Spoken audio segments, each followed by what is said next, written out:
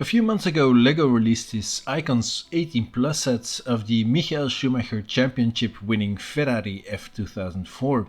As a major Schumacher and Ferrari fan, this was something I just needed to have. I bought it the day it came out and, well, here it is.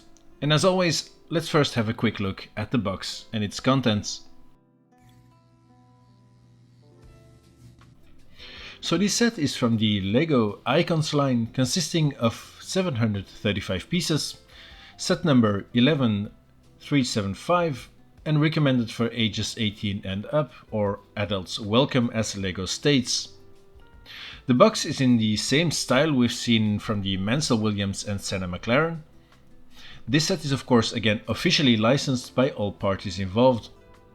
The top of the box then features a side view of the completed build, and a preview of the exclusive Schumacher minifig. The back then shows the car presented on the stand and the minifig on a separate podium. On the bottom there are a few insets showing some of the details and special features of this car, as well as this technical blueprint with the car's actual dimensions. So let's now open up the box and check its contents. Oh yeah, just quickly on this side flap here, there are a few more pictures of the car and the minifig. I forgot to mention that. So as you can see, and as you probably know, as is the norm now with most Lego sets, all the bricks are packaged in paper bags. Only the special wheels and tires are in this separate plastic bag, so not loose in the box anymore like they were with the Williams set. The sticker sheet though still sits loosely in the box. The building manual then looks really clean, with a clear picture of the car on the front and on the back as well.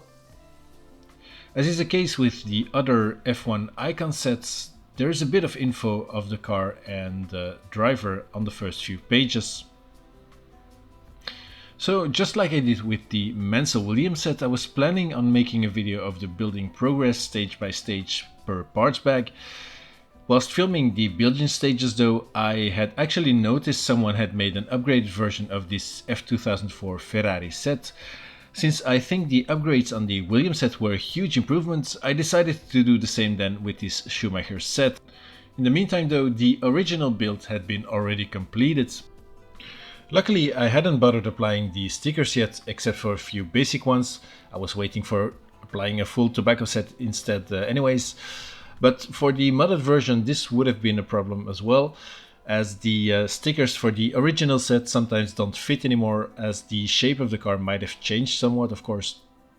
Since this is a race car, it needs quite a lot of stickers too. Originally this set only contained one printed part, namely the prancing horse on this 1x1 tile for the center of the steering wheel. So in this video I wanted to concentrate a bit more on the upgraded version, but since I built the original anyways, let's first have a quick look at that one. And for starters, I'd say this car looks very nice even without the stickers. It mirrors the real subject pretty closely. Lego have done a great job on the nose shape I think, which is not an easy task recreating that curve in brick form. The new wheels and tires look pretty neat too. And I love the addition of the different colored wheel nuts for the left and right wheels. The engine bay too looks nicely detailed with the Italian flag Easter egg as a sweet surprise. It's not all sunshine and roses though, as there are quite a few things that I think are not that good. The worst for me is the solution they came up with the top of the airbox and the T-cam especially. This is something that I tried to improve immediately, even before starting on the rebricked version. The rear wing then too is not looking great, certainly seen from the back. This is frankly a blocky disaster. The whole rear end just looks way too big, and I know it's still a toy after all, but it seems they went for the easy and safe solution instead of trying to make it look really good. Finally, a bit less visible then is the steering wheel. Lego just used a simple round wheel here, which is a classic look, but a far cry from what was used on the real F2004. So all of these little inaccuracies spurred me on to look for some much needed upgrades. In looking for them, I stumbled upon this version here on Rebrickable. It is the F2004 Supermod by a maker aptly called Prototype. He's actually given the Williams FW14 and McLaren MP44 sets the same treatment as well. And if you're a sucker for some more realistic Lego sets, this is certainly the person to turn to. His version of the F2004 just looks incredible, I think, and tackles the main gripes I have with the original. So I purchased his MOC instructions, ordered all the extra bricks needed to make the conversion, stripped the original set, and started anew. The build of the Supermod then was a little bit more complicated than the original. That is of course to be expected, as it's way more detailed and therefore needs some more interesting construction methods at times. My favorite part, and the reason that I chose to build this Supermod version by Prototype actually, is the more realistic arrangement of the tub, cockpit and airbox.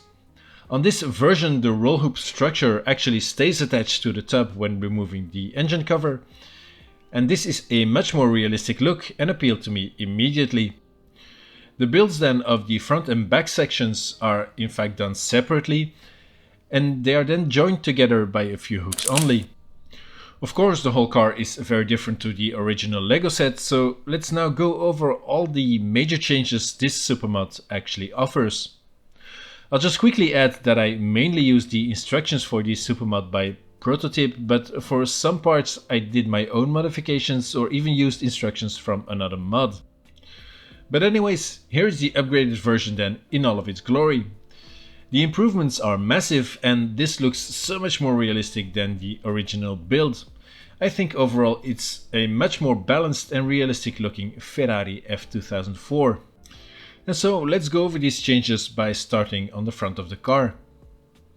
So for the front wing, I've actually diverted a bit from the Supermod instructions and kinda went my own way. The wing end plates, for example, looked too bulky to my taste on the original, so these have been refined a bit. And the Supermod featured the same ones as the original version, so that's why I didn't follow their steps here. The nose then, I don't think has really changed. The front suspension has some extra elements added to it. The bargeboards then have been completely redesigned here too, and I again diverted from the Supermod instructions and made this version that is actually inspired by another rebricked MOC by a designer called DDG. His build also looks absolutely awesome, and on top of that his instructions for it are actually free to download, which is amazing. Anyways, these bargeboards inspired by him look much cleaner than the original ones, as they don't use the grey ball joint as a pivot, which was really disrupting the whole look. The front side of the cockpit has been raised to by one plate, and the mirrors have been changed to these more 3D style ones. The cockpit opening then has been made longer, which helps out balancing the proportions of this car. The steering wheel now is a brick-built version, much more like a modern F1 wheel, and it looks absolutely awesome, and this is also part of the mod by DDG. I will admit it's ever so slightly too big, especially noticeable when attached in the cockpit, so I usually display it loosely on top then, as it does present really well though. The whole airbox roll hoop area has been changed a lot. On top, the T-cam solution is much better. This is again a part by the DG. A mid-wing then is added to right behind the camera attached to the engine cover. The roll hoop itself then is now a fixed structure, and as I mentioned, the main reason I chose to build the Supermod version by Prototype. His is the only one that keeps the roll hoop attached to the top of the car, giving it a much more improved and realistic look.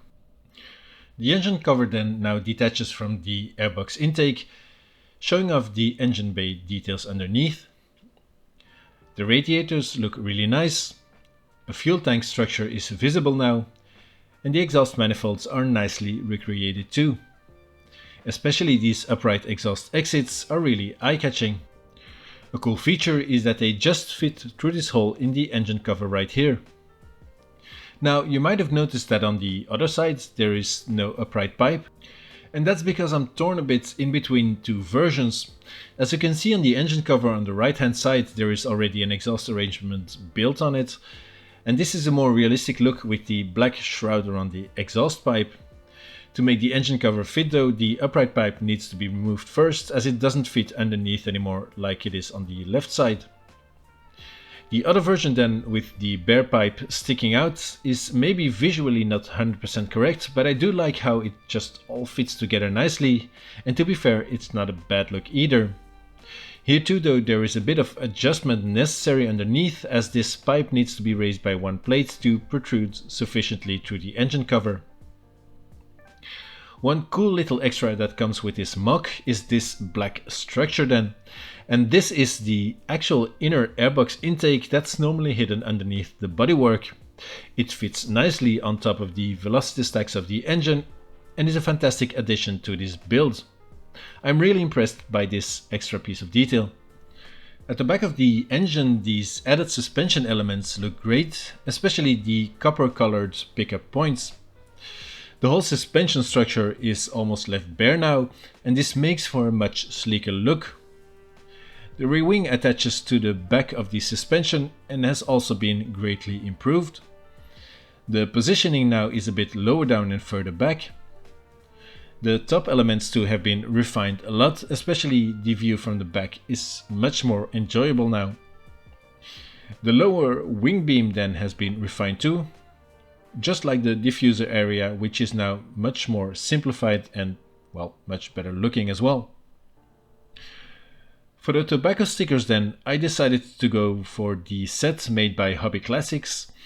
As I mentioned before, they don't all fit perfectly to the Supermod version, as a lot of pieces are now differently shaped.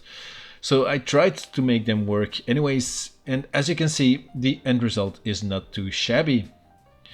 This upgraded sticker set really makes a huge difference. One thing, for example, I really like about these stickers is this panel line on the side pods.